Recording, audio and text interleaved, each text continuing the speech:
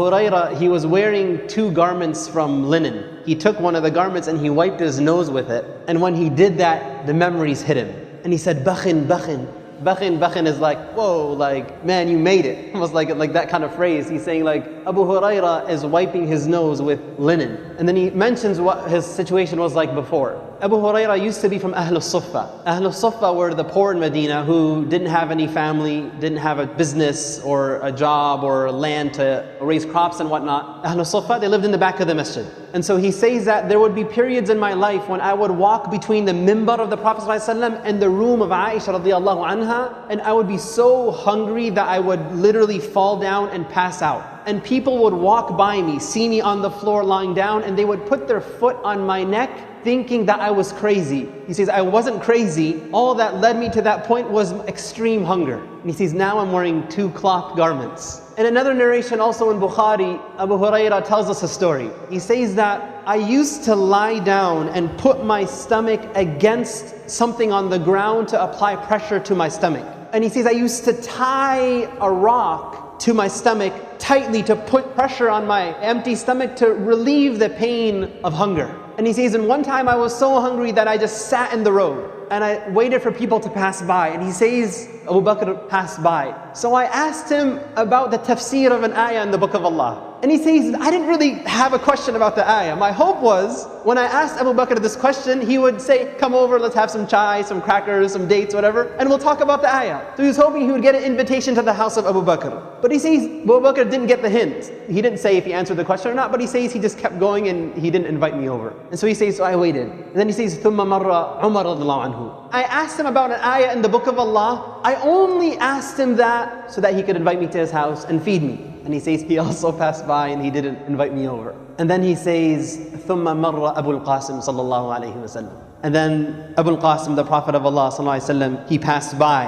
And when he saw Abu Hurairah, he says, فَتَبَسَّمَ حِينَ رَآنِي. Right when he saw Abu Hurairah, the Prophet smiled. Abu Hurairah says that, and right away he knew what was going on, what I was thinking about, and what you could see in my face of hunger. So he says, Ya Aba Hir, Abu Hurairah. He says, Labbayka ya Rasulullah. Here I am, O Messenger of Allah. He says, Ilhaq, come with me. So he says, so I followed him and we went to his house. So the Messenger of Allah ﷺ goes home and he realizes Abu Hurairah is hungry. And so he asks, do we have anything at home? And he is told that there is a cup of milk.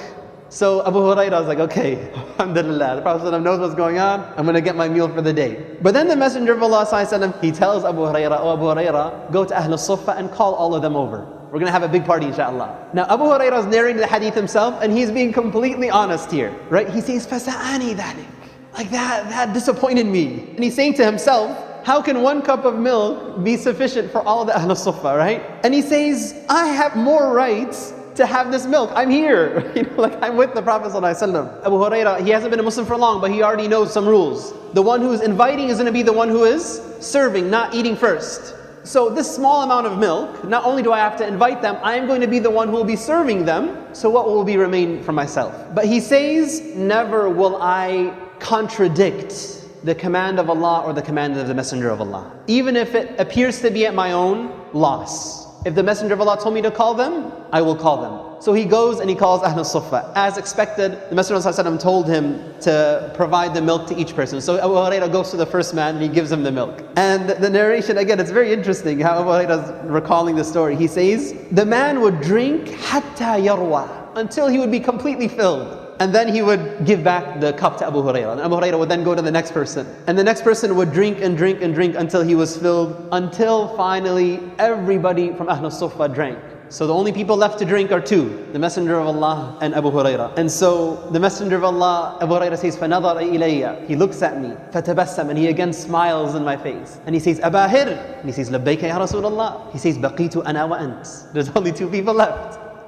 And Abu Hurairah is thinking, who's the milk for, right? So the Messenger of Allah tells Abu Hurairah, drink. And so he drank. He finished drinking and he gave it to the Prophet. The Prophet said, drink again. And he drank again. And then he says, the Prophet kept telling me to drink and drink and drink until he says, O Messenger of Allah, I swear by the one who has sent you with the truth, I have no space left to drink the milk.